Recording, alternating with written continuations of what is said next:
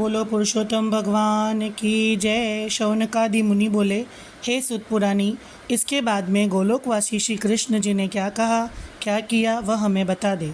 सुत उवाच भवद्भिर्य कृत प्रश्नस्तमीच करदाशुग यदुत्तरमावेचे शस्तुतदामि ददामि तपोधना। सूत बोले, हे तपोधन महर्षियों, आपने जो प्रश्न किया वही प्रश्न नारद मुनि ने श्री नारायण को किया और बाद में श्री नारायण ने जो उत्तर दिया वही मैं आपको कहता हूँ, ध्यान से सुनो। श्री कृष्ण भगवान ने श्री विष्णु जी को कहा, आप मलमास को लेकर आए हैं वह अच्छा है। मैं मेरे गुण, कीर्ति, प्रभाव, ऐश्वर्य, पराक्रम सब गुण मलमास को दान दे रहा हूँ। मेरा नाम वेद में, संसार में पुरुषोत्तम से जाना जाता है। मैं यह मलमास को वह नाम प्रदान करता हूँ जिसका स्वामी मैं हूँ। मेरी समानता लेकर मलमास अन्य और मास में श्रेष्ठ हो जाएगा और तो और यह संसार में पूजनीय और वंदन योग्य होगा। जो इसकी पूजा करेगा वह दरिद्रता से मुक्ति पाएगा। यह मास में जो तीर्थ, व्रत, दान करेगा वह धनवान होगा। जो कोई विधि विधान से पूजा करेगा उसके तमाम पाप भस्म हो जाएंगे। जो योगी है और वह संयम में होते हुए कठिन तप करते हैं, फिर भी योगी लोग मेरा धाम नहीं आ सकते। लेकिन जो पुरुषोत्तम मास का व्रत पूजा करेगा वह जीवन चक्र के आवागमन से मुक्ति पाएगा। कोई पीड़ा नहीं होगी, आखिर में मेरा परम धाम का वासी होता है। आज से मैं यह मास का अधिष्ठाता बनता हूँ, उसे प्रतिष्ठा देता हूँ। उसका नाम भी मैं पुरुषोत्तम मास प्रदान करता हूँ और उसके जो भक्त हैं उनकी सदा चिंता करने वाला हूँ और अपराधों से क्षमा करूँगा। मुझे यह भक्त बड़े प्यारे होंगे। जो अज्ञानी लोग हैं और वे यही मास में जब तप नियम दान नहीं करेंगे वे हमेशा के लिए नरक में रहेंगे। इतना ही नहीं, ऐसे लोग अपने पुत्र, पौत्र और पत्नी का दुख पाएंगे। अपने भाई का भी सुख कभी नहीं मिलेगा। मैं फिर से बताता हूँ कि यह मास में जो मेरा पूजन, व्रत, दान आदि करेगा वह तमाम सुख लेकर परम धाम जाएगा, क्योंकि सब मास में मैंने पुरुषोत्तम मास को उत्तम किया है। इसलिए हे लक्ष्मीपति, अब आप मल मास की सारी चिंताएं छोड़ दो और उसे लेकर वैकुंठ धाम जाओ। भगवान नारायण नारद जी को कहने लगे, हे नारद, भगवान श्री कृष्ण के वचन सुनते भगवान विष्णु ने उन्हें नमस्कार करते मल मास को अपने वाहन गरुड़ पर बिठाते वैकुंठ धाम को आए। इस प्रकार मल मास पुरुषोत्तम मास के नाम से विख्यात हुआ। इति श्री ब्रह्मनारदीय पुराण के पुरुषोत्तम महात्म्य का मल मास पुरुषोत्तम मास नामक 7वां अध्याय संपूर्ण। अब पुरुषोत्तम मास की पावन कथा पढ़ेंगे। उमा माँ की कथा। एक दिन शिवजी और पार्वती जी सामान्य नर नारी के रूप में घूमने निकले। तब संसार में पुरुषोत्तम मास चल रहा था। लोग सुबह स्नान के लिए नदी की ओर जा रहे थे। काठा गोरमा की पूजा के बाद कथा सुनते थे। दान दक्षिणा और देव दर्शन हो रहे थे। चारों ओर भक्ति धर्ममय माहौल बना हुआ था। वर्षा ऋतु समाप्त होने वाली थी। खेत में फसल तैयार हो गई थी। शिव और पार्वती जी एक खेत के छोटे से रास्ते से गुजर रहे थे।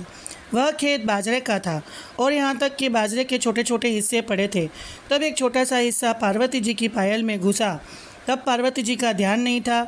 जब दोनों खेत से बाहर निकल गए तब पार्वती जी की नज़र अपने पायल में घुसे बाजरे के छोटे हिस्से में गई। बाजरे के वह हिस्से में कुछ हरे हरे छोटे दाने चमकते हुए थे। पार्वती जी खुश हो गई, अपने हाथों से दाने निकाले और खाने लगे। तब शिवजी बोले, हे देवी, आप क्या कर रही हैं? खेत के मालिक की बिना इजाज़त इस तरह खाया न जाए।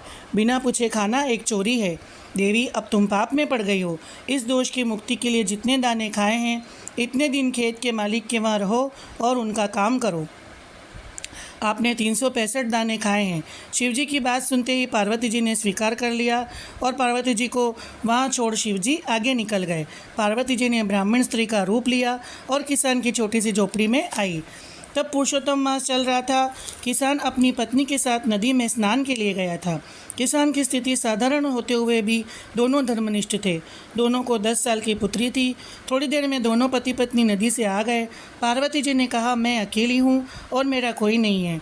मुझे अब काम पे रख लो। मैं 2 वक्त खाना खाऊंगी और आपके बताए काम करूंगी।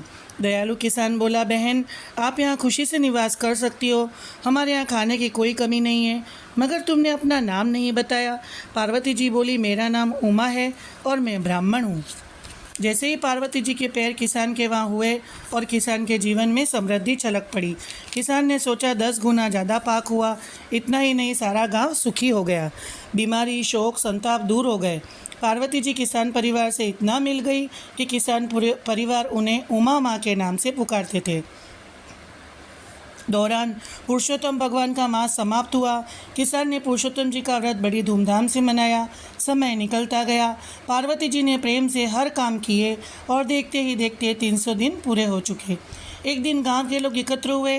काशी की यात्रा की चर्चा हुई। संग बनाया। दिन भी नक्की हो गया। किसान की इच्छा तो हो गई, मगर घर में 10 साल की पुत्री का ख्याल आते ही वह सोच में पड़ गया। मैं भी जाना चाहता हूँ, मगर किसान की यह दशा उमा माँ ने जान ली। वे बोले, अरे इसमें चिंता का क्या कारण है, आप दोनों खुशी खुशी जाओ, मैं यहाँ का ध्यान रखूँगी। किसान खुश हो गया। किसान दंपत्ति ने अपना नाम संग में लिखवाया। बाद में दोनों जब जा रहे तब उमा माँ ने लाल रंग का एक कपड़ा देते हुए बोला, किसान भैया, यह कपड़ा साथ ले जाओ। जब तुम गंगा जी में स्नान करने जाओ तब इसे अर्पण कर देना और कहना, यह मैंने बड़े भाव से भेजा है और उसे अपने हाथों से स्वीकार करो। किसान अपने आप हंसने लगा, मगर उमा माँ को बुरा न लगे इसलिए लाल कपड़ा ले लिया, अपनी गठरी में रख दिया और धूमधाम से रवाना हो गया। अपने मार्ग में आते धार्मिक स्थल का दर्शन करते करते यात्रा संघ के साथ वह काशी पहुँच गया। धर्मशाला में ठहरे, स्नान आदि पूरा किया, भोजन किया, भगवान काशी विश्वनाथ के दर्शन किए।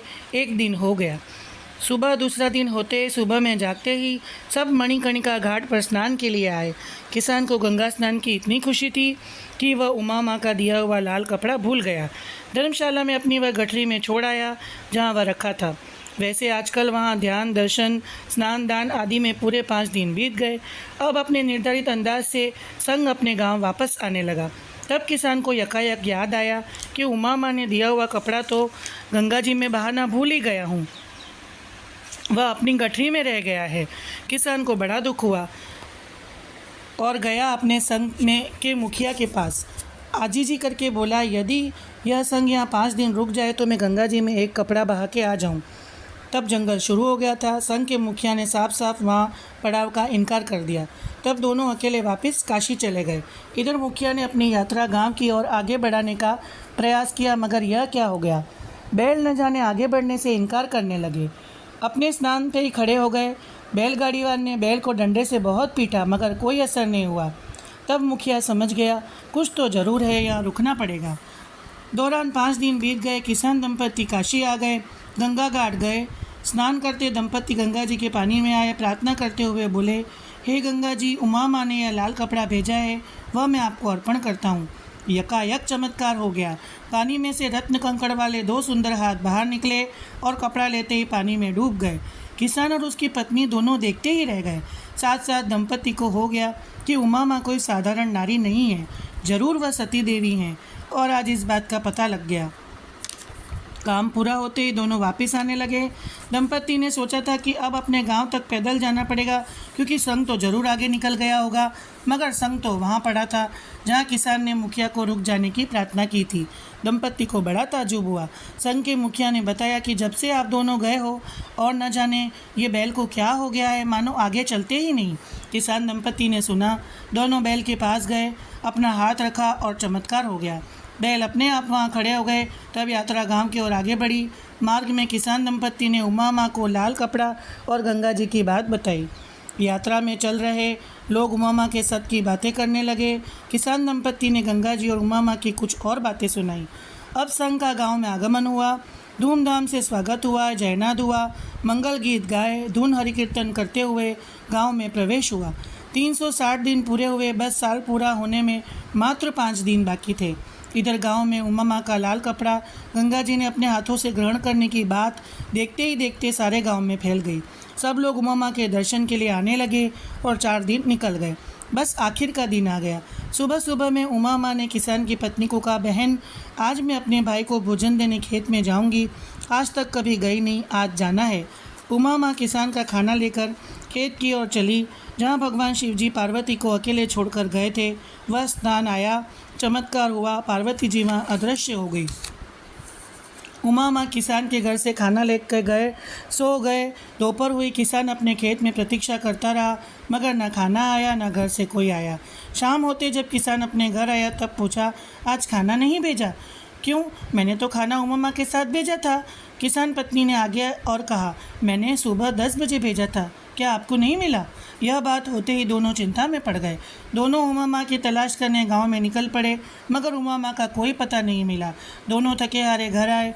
किसान की पत्नी बोली, अब जब उमा माँ आके मुझे थाली भर भोजन देने आएंगी तभी भोजन करूंगी, वरना भूखी रहूंगी। किसान पत्नी के 4 दिन चले गए। 5वां दिन आया। अब उमा माँ नहीं, पार्वती जी प्रकट हुई। अपने घर में देवी जी को देखते ही दंपत्ति पैर में पड़ गए। दौरान पार्वती देवी ने अपना असली रूप बताया और आशीर्वाद देके चली गई। समय बीते, किसान दंपत्ति को पुत्र रत्न प्राप्त हुआ। श्याम सुंदर की झांकी होवे, मन वैष्णव का बहुत प्रसन्न होवे, दिव्य सुखों की प्राप्ति होवे। श्री कृष्ण शरणम मम।